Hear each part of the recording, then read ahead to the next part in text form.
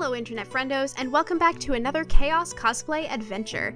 After almost 2 years of putting this costume on the back burner, I am finally ready to tackle this monster of a project in all its crazy red leather glory. That's right friends, it is finally time to make Jaskiers' outfit from The Witcher Season 2. This costume has to be built entirely from the ground up, with lots of custom elements to it, so I've been a little hesitant to begin working on it, but that stops today. We're going to go through the entire process of making this thing, from the jacket to waistcoat, shirt, and even the hat, and share all the progress of how I put this together. I'm super excited to finally make this costume a reality, so without any further ado, let's get started.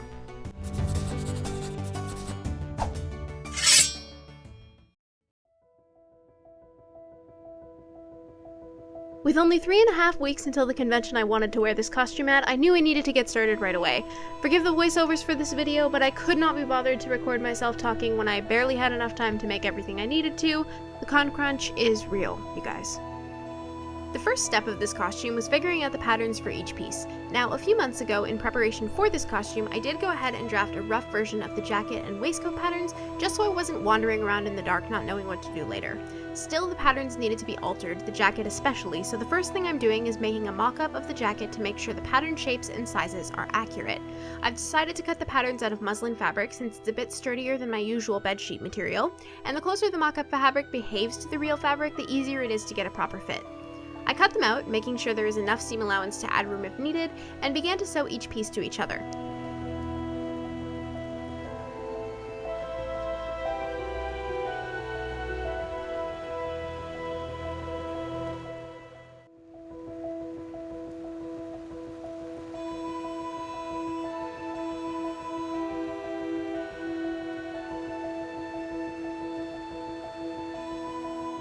The initial mock-up was pretty close to my desired look, but there were a few things I definitely needed to fix.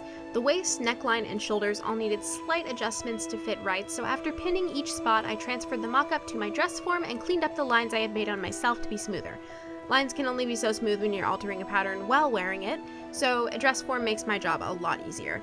Once I liked the way the pieces fit together, I took a seam ripper and began the tedious process of taking apart each altered piece and transferring those alterations to the original pattern.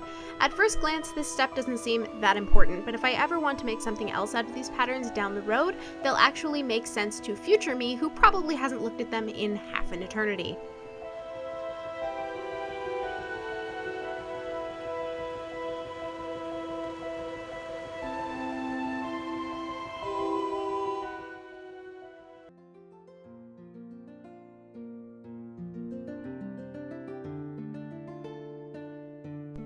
Finally, it was time to cut the pieces out of the real fabric, and let me tell you, this was a whole time.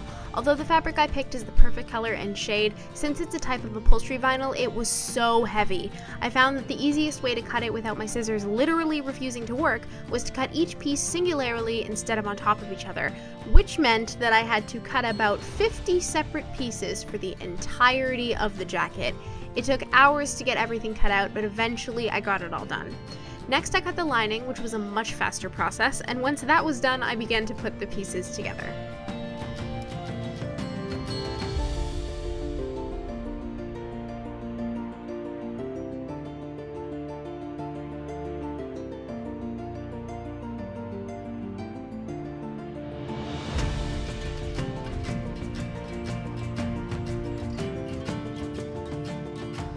Once the jacket body was sewn together, I pressed each of the seams as best I could. Vinyl is one of those annoying things to press, and it's very easy to overdo it, so to try to mitigate the risk of just melting everything with the iron, I turned my iron to the polyester setting, which is a medium heat, making sure the steam was turned off before using a scrap piece of muslin to act as a barrier between the vinyl and the plate of the iron as I press them down. This way the iron won't stick to the vinyl, and I can still press the seams in place. Then I just use my hands to manually hold down the seams as they cool and stiffen into their new shape.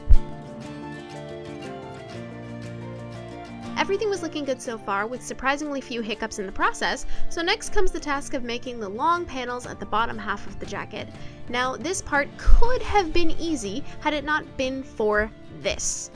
The original jacket has 13 of these chevrons going down each of the side panels of the jacket that all seem to not only move independently, but are also riveted together. So I began the long job of hemming each of the chevron pieces, 26 in total, as well as the regular panels. Once those were finished, I placed each chevron in order, overlapping the seam allowance to give the rivet something to grip onto. And because I had been swimming in chevron land for way too long, I took a quick break to take all the rivets I bought and spray them gold to match the rest of the costume, because the con crunch is real and silver was the only thing I could get in time to finish everything. Then I took my awl and started riveting all the chevrons together, which definitely took some practice before I got them to look how I wanted. Special thanks to my mom for letting me use her metalworking tools to jerry-rig these things together. You are the best.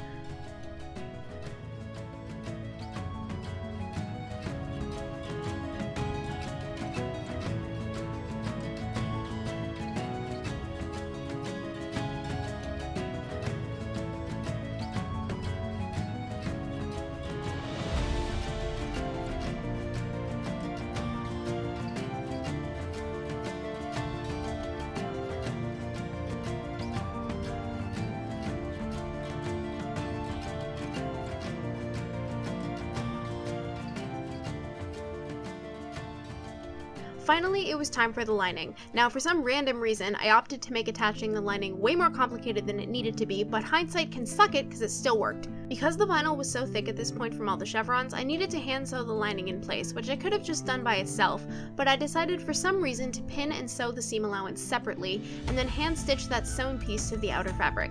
It took way too long and could have been about 5 steps shorter, but at the time it seemed like the easiest way to do it. The final step was to sew the panels to the jacket body, attach the clasp to the waist, which I did off camera, and the jacket is done.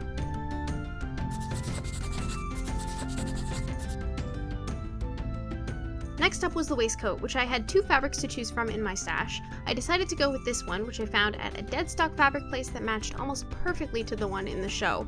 I cut out the pieces from my pattern and wasn't sure if I would have enough of it to make the whole thing, but luckily I scraped by with just enough to do everything and the collar, which made me very happy.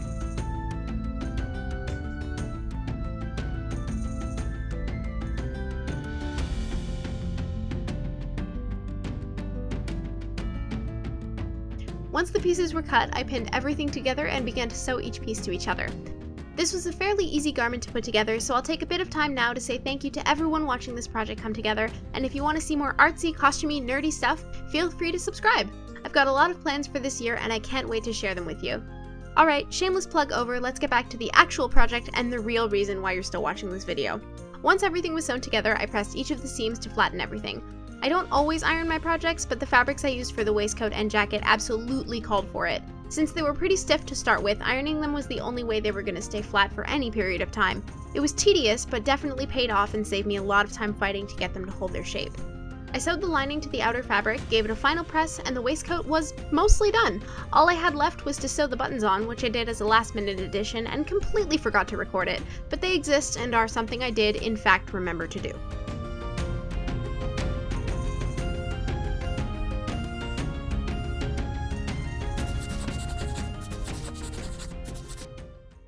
We're in the final stretch of this costume. Last but not least was the shirt, which I saved in case I didn't have time to make it before the convention, but with a week to go, there was more than enough time to do it. The pattern I used for the shirt isn't actually mine. This is from Bernadette Banner's pirate shirt video, which I highly recommend you watch because it's amazing, which I saw years ago and immediately knew that it would be perfect for this costume. So I took the general idea from that pattern, altered it for my size, as well as added some extra details to match it closer to Jaskier's shirt, and ripped each piece according to the pattern. Since silk is notoriously slippery and each of my pieces were various rectangles with no curves, the easiest way I found to keep my lines on grain was to rip the fabric instead of cutting it. The ripped line will naturally follow the weave of the fabric instead of having to course correct with scissors and hope the fabric isn't slipping as you cut. I've never worked with pure silk before, and the fear of messing it up and wasting the material definitely made me save this for last. But I managed to get a handle on it, starting by sewing the body pieces together as well as the sleeves. Once those were done, I gathered the sleeves up so they would fit in the arm of the shirt as well as the cuffs before sewing the sleeves to the shirt body. Then I pressed the collar to a piece of interfacing to stiffen it so it would stand up before stitching the collar on the shirt as well. It was looking pretty good, so I left the buttons for last and moved on to the final piece, the hat. If you don't remember the hat from the show, I don't blame you. It shows up in about 15 seconds of footage from season 2 and never makes a reappearance, but I couldn't resist making it. I believe they added the hat as a reference to the original character, and since I love the books and the games, I needed to make the hat as well. Since this was last minute and I was running out of time, I went to the store and tried to find some feathers that would work for this. The only ones I could find were brown, so in order to make them red, I took the ones I liked, grabbed some alcohol ink markers, and colored over the feathers to make them more red. Then from the ones I colored, I picked the ones that looked the best to glue to the hat. I had every intention of making a custom hat from foam, but no matter how much I fiddled with it, it looked like hot garbage! So instead, I went back to the store, bought a hat from the clearance section, and covered it with a brown suede material using a combination of contact cement and hot glue when I ran out of patience. Once that was done, I added the leather band and the feathers, and it was done! This project was a wild ride, and I'm so excited to share it with you. Thank you so much for coming along with me on this adventure, and without any further ado, let's have a look at the finished costume.